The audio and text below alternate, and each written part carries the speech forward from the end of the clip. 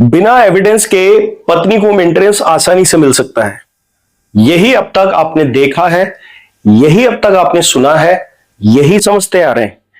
पर अब नहीं मिल सकता पत्नी को मेंटेनेंस बिना एविडेंस दिए। अगर उसने कोई भी सिंगल पीस ऑफ एविडेंस नहीं दिया है, और जिस तरह से कोर्ट भी इस पूरे सिविल मैटर को एक सीआरपीसी के दंडात्मक कार्रवाई की तरह चलाती है, और एक बहुत बड़ी कहावत सुनी जाती है, अक्सर कहा जाता है कि लड़की ने एफिडेविट पे लिख के दे दिया है जी, और वो ही काफी है, या दो चार आधे सबूत जो दिए हैं उससे हमें समझ में आ गया है कि आपका जो मैटर है वो पूरी तरह से कंसिडरेबल है, आपको अमाउंट देना पड़ेगा। ये सारी चीजें जब समझी गई तब पता चला कि असल में ऐसा कोई प्रोसीजर है ही नहीं, ये हवाई बातें हैं। और इसी का सॉल्यूशन देगा आज का ये वीडियो जजमेंट के साथ। आपको ये पूरा वीडियो इसलिए देखना है क्योंकि आप सबसे ज्यादा इसी बात से परेशान हैं कि एविडेंस ना होते हुए भी किसी महिला को मेंटेनेंस कैसे मिल सकता है, क्योंकि इसमें पूरी कोर्ट की कार्रवाई ही रद्द कर दी गई थी मेंटेनेंस की। तो फिर ऐसा क्या हुआ कि मेंटेनेंस देने के बाद भी, मेंटेनेंस लगने के बाद भी, ऑर्डर देने के बाद भी वो पूरी प्रक्रिया ही खारिज कर दी गई। नमस्कार दोस्तों, मैं हूं Rahul Saif, legal India channel में आपका स्वागत करता हूं। आप सिर्फ इस बात को समझते हैं कि आपको ये कहा गया है, आपको ये बोला गया है, सब बोलते हैं इसलिए मैं भी कर लेता हूं। यही गलती है, और अंधविश्वास भी यही होता है कि आपको किसी ने कह दिया यहां चावल चढ़ाने से ही हो जाता है, वहां फलाने टीके लगाने से ही हो जाता है। आप बिल्कुल उसे नकारना नहीं चाहते हैं, आप उसे सवाल नहीं करना चाहते हैं। जबकि किसी धार्मिक काम में कोई अगर आपको बेवकूफ बना रहा है धर्म के नाम पे, वहां पर शायद आपको सॉल्यूशन नहीं मिले, क्योंकि वहां कई बार श्रद्धा का भी मैटर आ जाता है। पर कानून में बहुत फ्लेक्सिबिलिटी है, क्योंकि कानून वहां पर अपनी तस्दीक दे रहा है, अपनी गवाही दे रहा है कि ऐसा होता है और ऐसा नहीं होता है, पर आप नहीं समझना चाहते। आज मैं जजमेंट के बारे में जब आपको बता रहा हूं तो इस बात पे पूरा ध्यान रखिएगा कि आप नहीं जानते हैं, यही आपका नुकसान है। देखिए दोस्तों, ये एक मैटर था जो आंध्र प्रदेश में चल रहा था, और यहां पर पत्नी जो है उसने सारी बात अपनी एफिडेविट पे लिख के दे दी। अब एफिडेविट पे जब लिख के दी और उसके अंदर पति को पता ही नहीं है कि एफिडेविट के अंदर जो पत्नी ने लिखा है वो सच है भी या नहीं, कोर्ट ने मान लिया। अब पति यहां पर बहुत सारी बातें कोर्ट को समझाता रहा, फैमिली कोर्ट को, कि नहीं साहब ये एविडेंसेस जो है बनते ही नहीं है, एफिडेविट पे दिया गया है। कोर्ट ने कहा कि चीफ एग्जामिनेशन के तौर पर जो सबूत हमने लिए हैं वो पत्नी ने एफिडेविट पे लिया है, और हम इसे गलत साबित नहीं कर सकते, और ओरल टेस्टिमोनी उसकी स्वीकार्य है। अब यहां पर पेंच अटक गया। पति को पता था कि वो अननोन पार्टी नहीं था, उसको पता था कि इस पूरे मैटर के अंदर मुझे कानून प्रोटेक्ट कर रहा है। जैसा कि आप सोचते हैं कि मेंटेनेंस तो चाहे कितने सबूत दिखा दो, कुछ भी कर दो, पर लग जाता है। हाँ, बिल्कुल इन पे भी लगा, और भारी भरकम लगा। पत्नी को मिले 30,000 रुपए फैमिली कोर्ट की तरफ से पर मंथ, और बच्चे को मिले 20,000 रुपए फैमिली कोर्ट की तरफ से पर मंथ।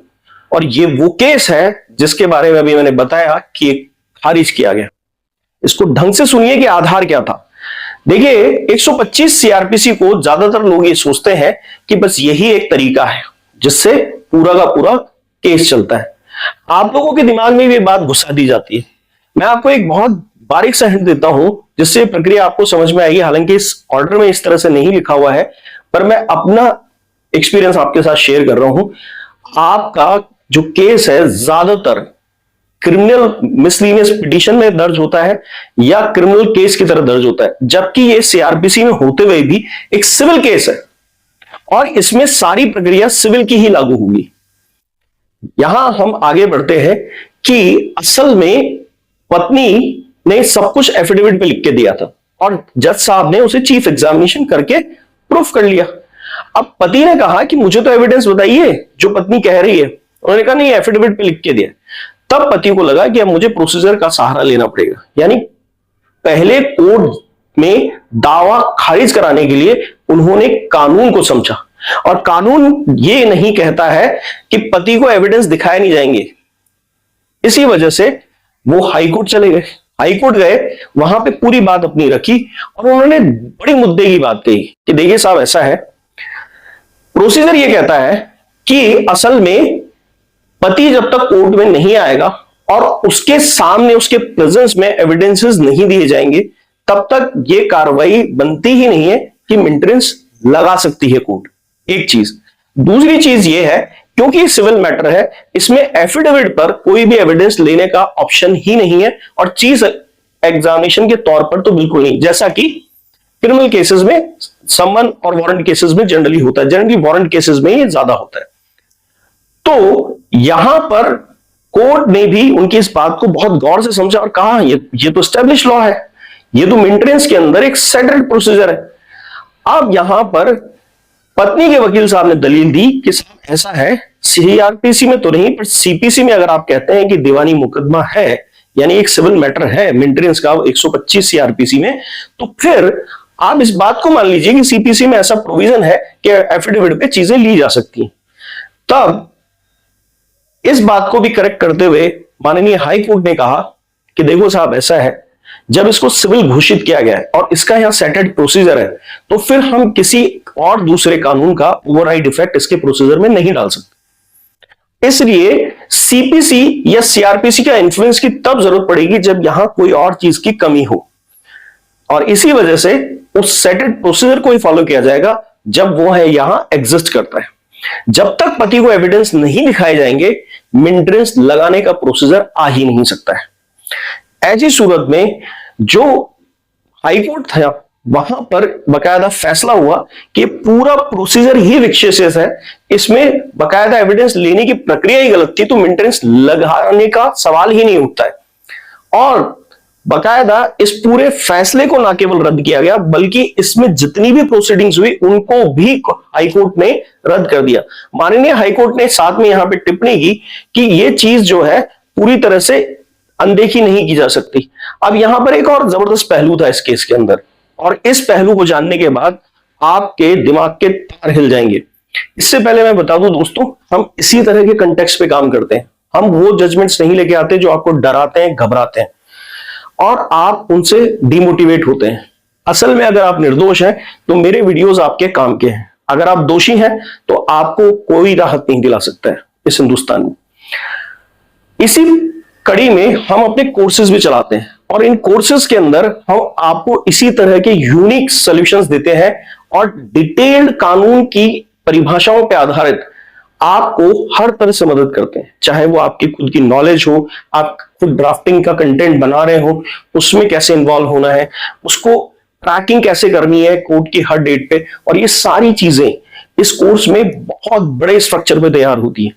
और तब आपको लगता है कि जो ये भीड़ में बातें होती हैं कि हाँ ऐसा नहीं होता है जी, रिजल्ट नहीं आता है, समस्याएं ऐसी बनी रहती हैं, कोई नहीं सुनता है, ये आपके लिए इंपॉसिबल हो जाता है। कोर्स ज्वाइनिंग के 1 से 3 महीने के अंदर अंदर आपको ये ट्रांसफॉर्मेशन मिलता है।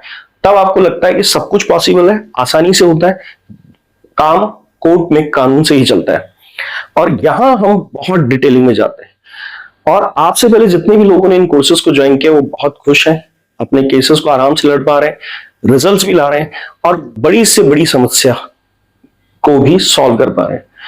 अगर आप इन सब चीजों से जुड़ना चाहते हैं ये कोर्सेज के थ्रू, तो फिर हमारी वेबसाइट है legaleaglrz.com, इस पर जाइए और जाकर इन कोर्सेज को ज्वाइन करने का आप कष्ट कीजिए। आप अगर इस वक्त किसी कानूनी समस्या में और मुझसे समाधान चाहते हैं तो मैं आपको अपॉइंटमेंट का भी ऑप्शन देता हूं मेरी वेबसाइट से, और वहां पर आप बात कर सकते हैं डे बाय टाइम पे। अब दोस्तों मुद्दे की बात पे आते हैं। अक्सर आपने देखा होगा कि रजनीश वर्सेस नेहा की गाइडलाइंस थी सुप्रीम कोर्ट की, उसका वायलेशन अक्सर होता है। 2 तरीके से होता है।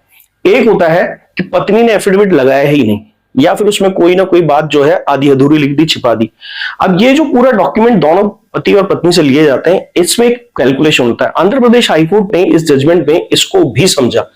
यहां पे तो चमत्कार की बात यह थी कि पत्नी ने आधी अधूरी इंफॉर्मेशन तो छोड़िए, कोई भी इंफॉर्मेशन अपने बारे में नहीं दी थी, बल्कि कुछ चीजों का कंसीलमेंट भी किया था, यानी कि छिपाई थी। और यहां पर उन्होंने कहा कि फिर तो ये फैसला छोड़िए, पूरी प्रक्रिया ही गलत हुई है जिस दिन से ये एप्लीकेशन लगी है मेंटेनेंस की। और पूरे फैसले को छोड़िए, पूरी प्रक्रिया को रद्द किया गया और कहा कि फिर से नए सिरे से सुनवाई होगी ट्रायल कोर्ट के अंदर और एक एक चीज का ध्यान रखा जाएगा। अब आप कहेंगे हाँ पति के तो बेचारे के मेंटेनेंस लग ही जाएगा। नहीं सर, एविडेंस कहां से लाएगी झूठी पत्नी, क्योंकि वो तो झूठ बोल के मेंटेनेंस ले रही थी और अब उसे सब चीजें साबित करनी पड़ेंगी। तो देखने में तो एक बार लगेगा कि वापस ट्रायल कोर्ट भेज दिया, मजा नहीं आया, वहीं पे बात खत्म हो जाती। ये एक सेटेड एग्जाम्पल है आपके लिए कि असल में यही वो चैलेंज है। अगर ऐसी भी स्थिति बनती है तो भी आप अच्छा रिजल्ट निकाल सकते हैं। इसलिए दोस्तों इस वीडियो को आप पूरा देखें, यही मैं चाहता था। और अगर अब तक आपने ये देखा है तो फिर आपको ये लिंक जो है जजमेंट का डिस्क्रिप्शन बॉक्स में मिल जाएगा। इसको पढ़िएगा और अपनी नॉलेज का एनहांसमेंट कीजिएगा। आपको ये वीडियो कैसा लगा, लाइक करें, शेयर करें, सब्सक्राइब करें। धन्यवाद।